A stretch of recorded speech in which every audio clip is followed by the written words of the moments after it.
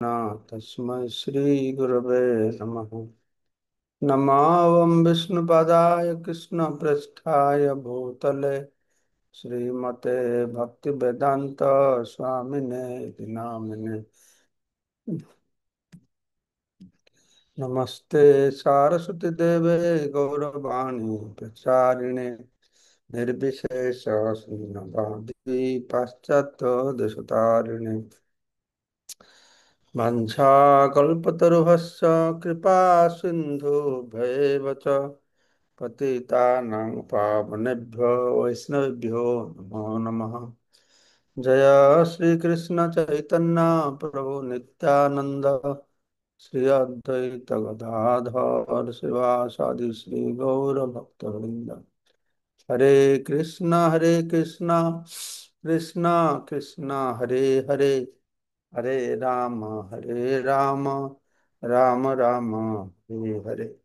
मुखं करोति वाचालं पंगुलं भक्तगिरिं तत्कृपातमहं वन्दे परमानंद माधवम सुगुरुदिनतरणम श्री चैतन्येश्वरम नमो विष्णुपदाय।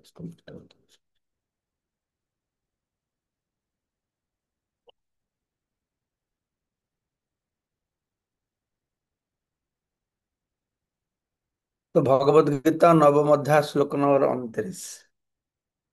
समहम सर्वभूतेषु न मे दोषस्ति न प्रिय जे भजन्ति त्वमां भक्त्या मयि ते तेषु चाप्यहम् समः।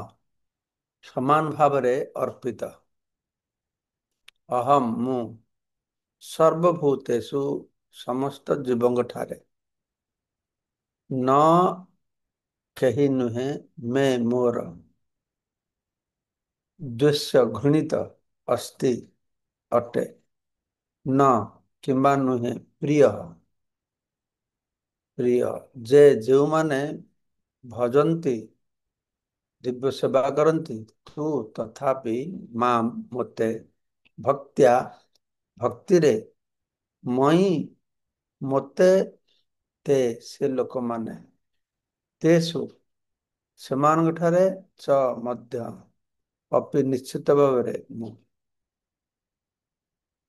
ତ ଭଗବାନ କୃଷ୍ଣ କହୁଛନ୍ତି ମୁଁ କାହାରିକୁ ହିଂସା କରେ ନାହିଁ, ଦ୍ୱେଷ କରେ ନାହିଁ, କାହାକୁ ଘୃଣା କରେ ନାହିଁ, କିମ୍ବା କାହାରି ପ୍ରତି ପକ୍ଷପାତ ଆଚରଣ କରେ ନାହିଁ। ସମହଂ ସର୍ବଭୂତେଷୁ ନ ମେ ଦୋଷସ୍ତି ନ ପ୍ରିୟ। ମୁଁ ସମସ୍ତଙ୍କୁ ସମାନ ଭାବରେ ଦେଖେ। ହଁ, ସମସ୍ତ ମୁଁ ସମାନ, କାହାର ଦ୍ୱେଷ ନାହିଁ କି ମୋର ପ୍ରିୟ ନୁହଁ। କିନ୍ତୁ ଏଠି ଗୋଟେ ଶବ୍ଦ ବ୍ୟବହାର କଲା ତୁ, ଯେ ଭଜନ୍ତି ତୁ ମାଂ ଭକ୍ତ୍ୟା। ତୁ ମାନେ ତଥାପି, କିନ୍ତୁ ଯେ ଭଜନ୍ତି ମାଂ ଭକ୍ତ୍ୟା, ଯେ ଭକ୍ତିରେ ମୋର ସେବା କରେ, ଭଜନ କରେ, ସେ ମୋର ଜଣେ ବନ୍ଧୁ ଅଟନ୍ତି। ଯେ ଭଜନ୍ତି ତୁଂ ମାଂ ଭକ୍ତ୍ୟା ମଇତେ ତେଷୁ ଚାପ୍ୟହମ୍। କି ଭାବରେ? ସେ ମୋ ଠାରେ ଥାଏ, ମୁଁ ତା ଠାରେ ଥାଏ। ସେ ମୋ ଠାରେ ଥାଏ, ସେ ମୋର ବନ୍ଧୁ, ମୁଁ ମଧ୍ୟ ତା ଜଣେ ବନ୍ଧୁ। ହଁ, ବନ୍ଧୁ ଶବ୍ଦ ଶ୍ଲୋକରେ ବ୍ୟବହାର କରାହେଇନି, କିନ୍ତୁ ପ୍ରଭୁପାଦ ଲେଖୁଛନ୍ତି ବନ୍ଧୁ ଶବ୍ଦଟି କାହିଁକି ନା ସେ ମୋ ଠାରେ ଥାଏ, ମୁଁ ତା ଠାରେ ଥାଏ ମାନେ କଣ? କିଏ କାହା ପାଖରେ ଥାଏ? ବନ୍ଧୁ ପାଖରେ ରହେ ନା। ତ ଏଇ କଥାଟା ଗୁରୁତ୍ୱପୂର୍ଣ୍ଣ। ସମସ୍ତଙ୍କ ପାଇଁ ସେ ସମାନ, କିନ୍ତୁ ଭକ୍ତ ପାଇଁ କି ଟିକେ ତାଙ୍କର ଅଲଗା ଦୁର୍ବଳତା ରହିଛି। ଯୋଉମାନେ ଭଗବାନଙ୍କର ସେବା କରନ୍ତି, ଏଠାରେ କେହି ଏପରି ପ୍ରଶ୍ନ କରିବେ, ଯଦି କୃଷ୍ଣ ସମସ୍ତଙ୍କ ପ୍ରତି ସମାନ ଏବଂ କେହି ତାଙ୍କର ସ୍ୱତନ୍ତ୍ର ବନ୍ଧୁ ନାହାନ୍ତି, ଯେଉଁ ଭକ୍ତମାନେ ତାଙ୍କ ଦିବ୍ୟ ସେବାରେ ସର୍ବଦା ନିଯୁକ୍ତ ଥାନ୍ତି ସେମାନଙ୍କ ପ୍ରତି ସେ ସ୍ୱତନ୍ତ୍ର ଯତ୍ନ ନିଅନ୍ତି କାହିଁକି? ଏଟା ତ କଥା ମିଳ ହେଲାନି। ସେ କହୁଛନ୍ତି ମୋ ପାଇଁ ସମସ୍ତେ ସମାନ, କିଏ ମୋର ପ୍ରିୟ ନୁହଁ, ମୁଁ କେବେ ଘୃଣ୍ୟ ନୁହଁ। ସାଙ୍ଗେ ସାଙ୍ଗେ କହୁଛନ୍ତି ମୋ ଭକ୍ତ ସେ ମୋର ବେଶୀ ପ୍ରିୟ। ତାହେଲେ କେମିତି ହବ? ତ ସେଇଟାକୁ ପ୍ରଭୁପାଦ କ୍ଲିୟର କରୁଛନ୍ତି। କିନ୍ତୁ ଏହା ଭେଦଭାବ ସୃଷ୍ଟି ନୁହେଁ, এটা ସ୍ୱାଭାବିକ। ଏ ଭୌତିକ ଜଗତରେ ଯେକୌଣସି ଲୋକ ଖୁବ୍ ଦାନଶୀଳ ହୋଇପାରେ, କିନ୍ତୁ ତାର ସନ୍ତାନ ମାନଙ୍କ ପ୍ରତି ତାର ସ୍ୱତନ୍ତ୍ର ସ୍ନେହ ବା ଶ୍ରଦ୍ଧା ଅଛି। ଯେମିତିକା ରାଜା ରାଜା ତାର ସମସ୍ତ ରାଜ୍ୟକୁ ଦେଖାଶୁଣା କରୁଛି, ସମସ୍ତ ରାଜ୍ୟବାସୀଙ୍କୁ ତା ପୁତ୍ର ଭଳିଆ ଦେଖାଶୁଣା କରିବ। କିନ୍ତୁ ତାର ଯେ ପୁଅ ରହିଛି, ତା ପୁଅ ପ୍ରତି ତାର ଅଲଗା ଦାୟିତ୍ୱ ରହିଛି ନା। ସେ ତାର ପୁଅ ଅନ୍ୟମାନଙ୍କୁ ପୁତ୍ରବତ୍ ଦେଖିବ, ପୁଅ ଭଳିଆ ଦେଖିବ। କିନ୍ତୁ ପୁଅକୁ ତ ପୁଅ ଭଳିଆ ଦେଖିବା ପାଇଁ ସେ ତ ପୁଅ ନା। ସେଇଥିପାଇଁ କି ଭକ୍ତ ଭଗବାନଙ୍କ ସେଇଭଳିଆ।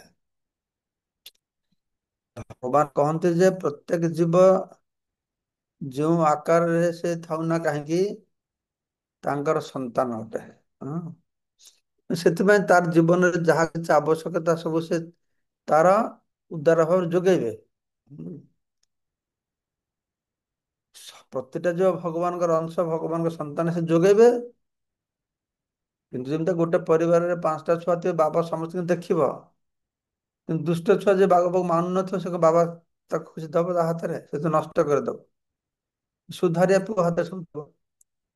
ବୁଝିଲେ? ତ ବ୍ୟାପାର ହଉଛି ଭଗବାନ ଯାହା କିଛି ଆବଶ୍ୟକ ଦେବେ, କିନ୍ତୁ କିଏ ସଦୁପଯୋଗ କରେ, କିଏ ଅସଦୁପଯୋଗ କରେ। ତ ଭଗବାନ ଯାହା ସମସ୍ତେ ସମାନ ଭାବେ, ଯେମିତି ଗୋଟେ ମେଘ ଖଣ୍ଡ, ମେଘ ମେଘ କଣ ବିଚାର କରେ? ହଁ, ସେ ସବୁ ଜାଗାରେ ବର୍ଷା ହୁଏ। ପାହାଡରେ ବର୍ଷା, ବର୍ଷା ପାହାଡରେ ପଡୁଛି କି ଭୂଇଁରେ ପଡୁଛି କି ଜଙ୍ଗଲରେ ପଡୁଛି ତାର ବିଚାର ନାହିଁ।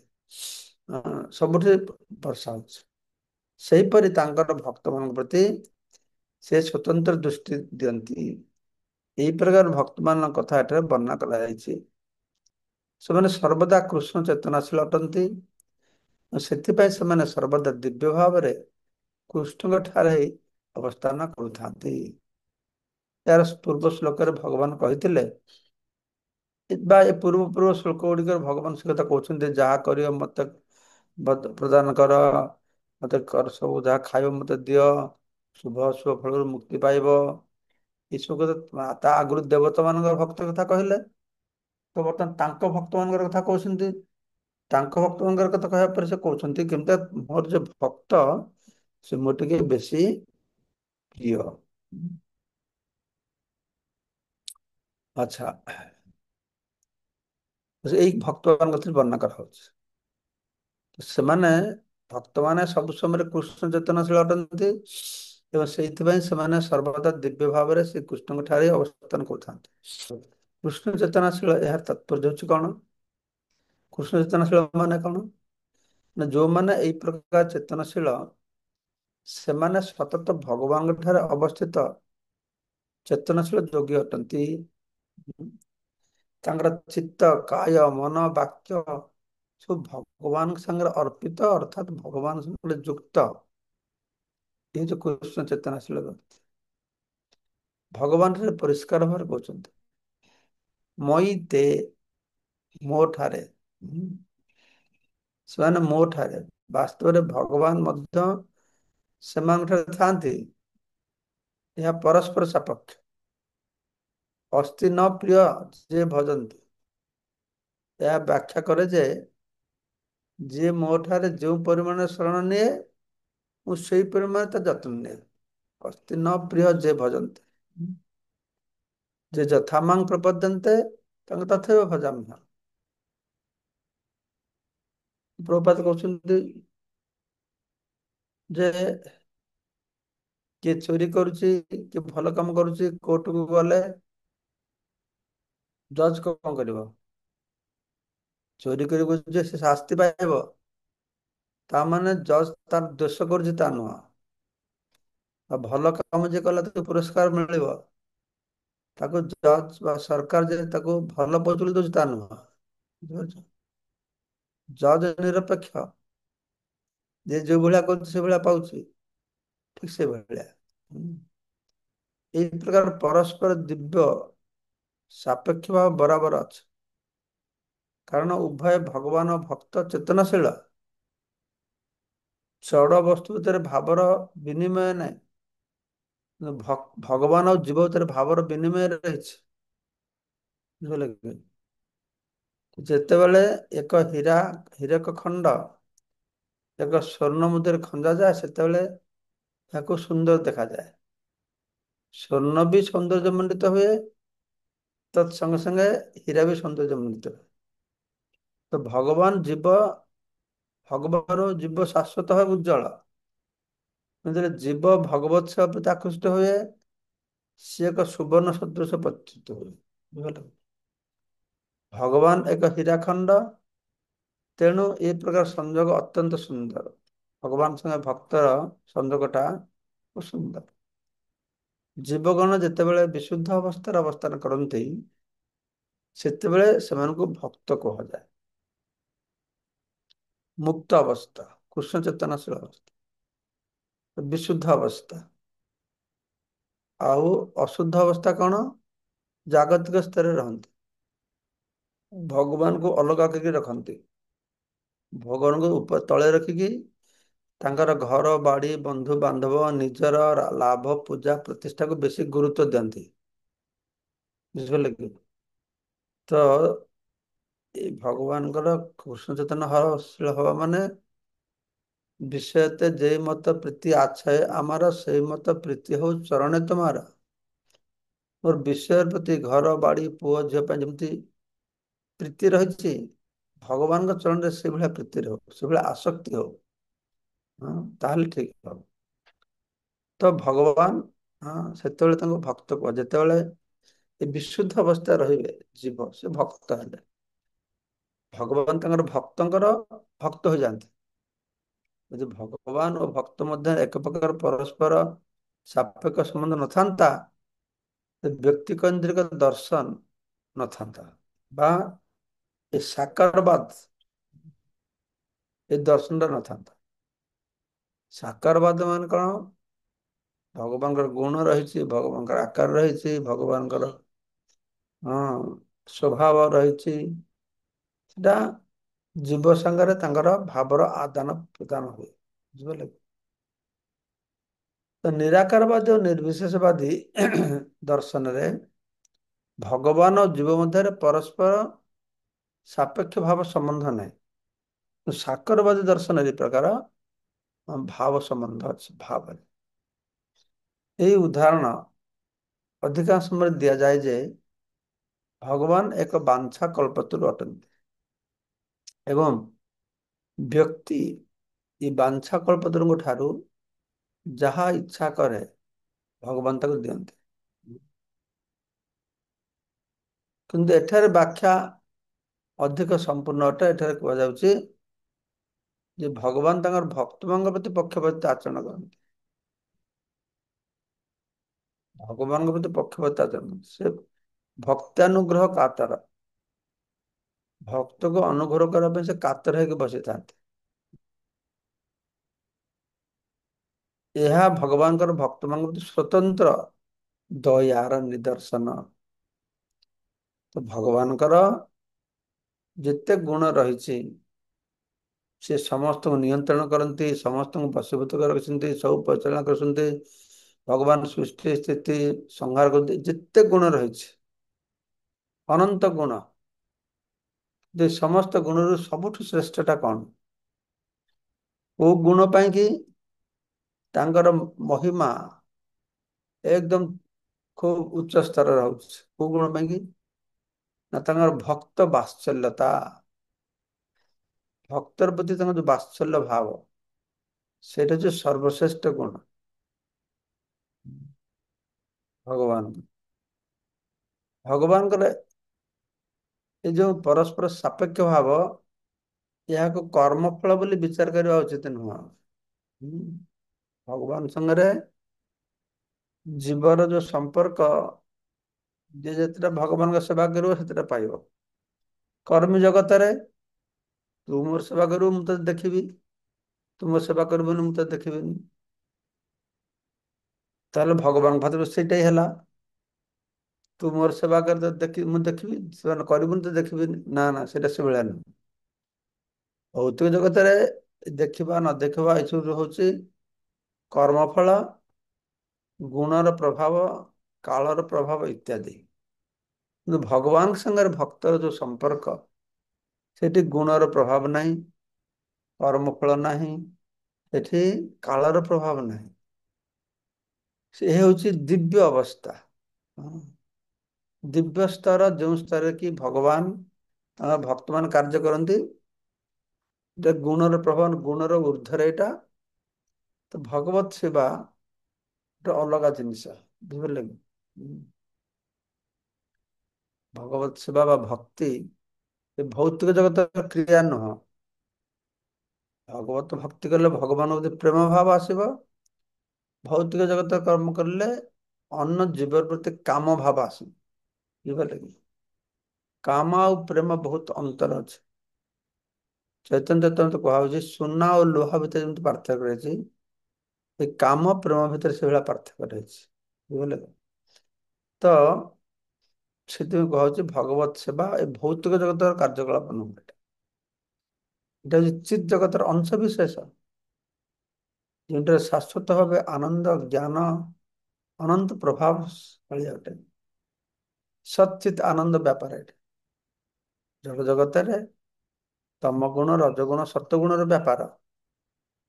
ଆଉ ଯେତେବେଳେ ଆମେ ଭଗବାନଙ୍କ ସମ୍ପର୍କିତ କର୍ମ କରିବା, ଭଗବାନ କଥା ଶୁଣିବା, କଥା କହିବା, ମନ୍ଦିର ମାର୍ଜନା କରିବା, ଫୁଲମାଳ ଗୁନ୍ଥିବା, ତାଙ୍କୁ ଡ୍ରେସିଂ କରେଇବା, ତାଙ୍କ ପାଇଁ ରାନ୍ଧିବା, ଯାହା କିଛି ଭଗବତ ସମ୍ପର୍କୀୟ କାର୍ଯ୍ୟକ୍ରମ ହବ, ସେଇଟା ଚିତ୍ ଜଗତର ଅଂଶ ବିଶେଷ ରୂପରେ ଗ୍ରହଣ କରାଯିବ। ସଚିତ୍ ଆନନ୍ଦମୟ ଅବସ୍ଥା। ଭଗବତ ସେବାରେ କେବଳ ଆନନ୍ଦ ହିଁ ଆନନ୍ଦ ରହିଛି। କିନ୍ତୁ ଭଗବତ ସେବାରେ ଯେ ଆନନ୍ଦ ହିଁ ଆନନ୍ଦ ରହିଛି, ଆମେ ମଝିରେ ମଝିରେ ଭଗବତ ବାହାରି ଯାଉଛି କାହିଁକି? ଭୌତିକ କର୍ମରେ ଲିପ୍ତ ହଉଛି କାହିଁକି? ଏକଥା ହେଇଛି ଆମେ ଭୌତିକ ଜଗତରେ ରହୁଛେ, ତାର ପ୍ରଭାବ ରହିବ। ଆଉ ଦ୍ୱିତୀୟ ହଉଛି, ଏଇଟା ଭଲ ହେଲେ ବି, ଯେମିତିକି ମୁଁ ସବୁବେଳେ ଦୃଷ୍ଟାନ୍ତ ଦିଏ, ଗାଁର ଜୀବନଯାପନ କେତେ ସୁନ୍ଦର, ସହଜ ଜୀବନଯାପନ, ଶରୀର ପାଇଁ ଭଲ, କଠୋର ପରିଶ୍ରମ, ଚାଷ ବାସ, ଭଲ ଫଳ ଫୁଲ ସବୁ। ଏବେ ଗାଁ ବି କଳୁଷିତ ହେଇଯାଇଛି। ଆଜିଠୁ 50 ବର୍ଷ ପୂର୍ବର ଗାଁର କଥା ମୁଁ କହୁଛି। ଗାଁ ଲାଇଫ ଟା ଭଲ। ଯୋଉମାନେ ସହରରେ ରହୁଛନ୍ତି ସେମାନେ ଗାଁ ଗ୍ରାମ୍ୟ ଜୀବନକୁ ଭଲ କହୁଛନ୍ତି। କିନ୍ତୁ ଦେଖ ସମସ୍ତଙ୍କର ଗାଁ ଜୀବନ ଟା ଭଲ ହେଲେ ବି ସମସ୍ତେ ଗାଁକୁ ଛାଡିକି ସହରରେ ଗାଡି ଦଉଡୁଛନ୍ତି। ହଁ, ତମେ ସବୁ କହୁଛ ଗାଁ ଜୀବନ ଟା ଭଲ, ସହରକୁ ଦୌଡୁଛ କାହିଁକି? ଏଇଟା ଠିକ ଗୋଟେ ପୋକ। ହଁ, ଯେମିତି ପୋକ ସିଏ ଭଲ ଥାଏ, କିନ୍ତୁ ଯେତେବେଳେ ଜ୍ୟୋତିର୍ମୟ ଅଗ୍ନି ଦେଖିବ ତାପରେ ଝାମ୍ପି ପଡୁଛି ମରିବା ପାଇଁ। ହଁ, ବଙ୍ଗଳାରେ କହନ୍ତି ପିପିଲିକା ଡେଣା ଗଜାଏ ମରିବାରେ ତରେ। ପିମ୍ପୁଡ଼ି ମାନଙ୍କର ପକ୍ଷୀ ହୁଏ, ସେମାନେ ଯାଇକି ସେ ଅଗ୍ନିରେ ପଡିକି ମରିବେ। ତ କଥାଟା ହଉଛି ଭଲ ହେଲେ ବି ଜୀବ ସେମିତି ରହିବ ତାର ମାନେ ନାହିଁ। ଭଗବତ ଧାମରେ ସବୁ ଭଲ, ତେବେ ବି ଜୀବ ସ୍ୱଭାବ ହଉଛି ଟିକେ ମୁଁ ଦେଖେ ଜଡ଼ ଜଗତରେ କଣ ହଉଛି। ବୁଝିପାରିଲ କି? ଏଇ ଯେ ପ୍ରବଣତାଟା ଆମର ସମସ୍ୟା ହଉଛି। ତ ସେଇଥିପାଇଁ ସବୁବେଳେ ଆମମାନଙ୍କୁ ଭକ୍ତମାନଙ୍କ ସାଙ୍ଗରେ ଭକ୍ତିମୂଳକ ସେବାରେ, ଶାସ୍ତ୍ର ଅଧ୍ୟୟନରେ, ଶାସ୍ତ୍ରକୁ ବୁଝିବାରେ ଅତିବାହିତ କରିବାକୁ ପଡିବ। ଯଦ୍ୱାରା ଆମେମାନେ ଏ ଭାବେ ନିଜକୁ ସୁରକ୍ଷିତ ରଖିପାରିବା। ହୁଁ। ତ କେତେ ସୁନ୍ଦର ଏଇ କଥା ଶୁଣିକି ଆପଣ ବୁଝିପାରୁଛନ୍ତି? ଏଇ ଅଧ୍ୟାୟଟା କାହିଁକି ଭଗବାନ କହିଛନ୍ତି ଯେ ଏଇଟା ହଉଛି କଣ? ହଁ, ଗୁହ୍ୟତମ ଜ୍ଞାନ। ଭଗବତ ଗୀତାଟା ହଉଛି ସବୁ ଶାସ୍ତ୍ରର ସାର କଥା, ଭଗବତ ଗୀତା। ଆଉ ଭଗବତ ଗୀତାରେ ଯାହା କୁହାଯାଇଛି ତାର ଭିତରେ କୋଉଠୁ ସପ୍ତମ ଅଧ୍ୟାୟରୁ 12 ଅଧ୍ୟାୟ ତାର ସାର କଥା। ଏଇ 6ଟା ଅଧ୍ୟାୟରେ ଯାହା କୁହାଯାଇଛି ତାର ଭିତରେ ନବମ ଅଧ୍ୟାୟଟା ସବୁର ସାର କଥା। ତ ବୁଝିପାରିଲେ ଏବେ କାହିଁକି ସାର କଥା କୁହାହଉଛି? କେତେ ସୁନ୍ଦର ଭାବେ ଭଗବାନ ଏସବୁ କଥା ଗୁଡିକ ଲାଇନ ଲାଇନ କରିକି ବର୍ଣ୍ଣନା କରୁଛନ୍ତି। ଦେବାଦେବୀ ଉପାସନା କରିକି ନିଜ ଭକ୍ତଟାକେ ଭକ୍ତି, ତାର ଭକ୍ତ, ଏସବୁ କଥା ଧାରାବାହିକ କୁହାଉଛି। କିଏ ଯଦି ବସିକି ଗୋଟେ ଲେଖିବ ଗୋଟେ ସୁନ୍ଦର କାହାଣୀ ଭଳିଆ ହେଇଯିବ ଏଇଟା। ହଁ, ଲୋକ ସାଧାରଣ ଲୋକ ଯଦି ଶ୍ଲୋକ ପଢି ପଢି କିଛି ବୁଝିବେନି। ହଁ, ମାଥ ମୁଣ୍ଡ ବୁଝିବେନି।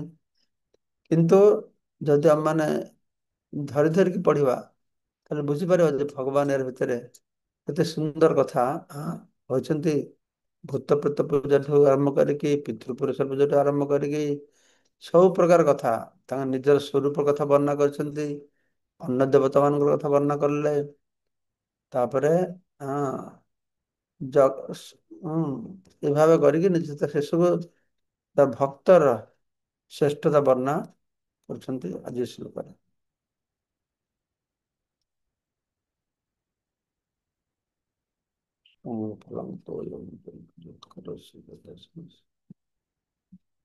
କେତେ ନମ୍ବର ଶ୍ଲୋକ ହବ?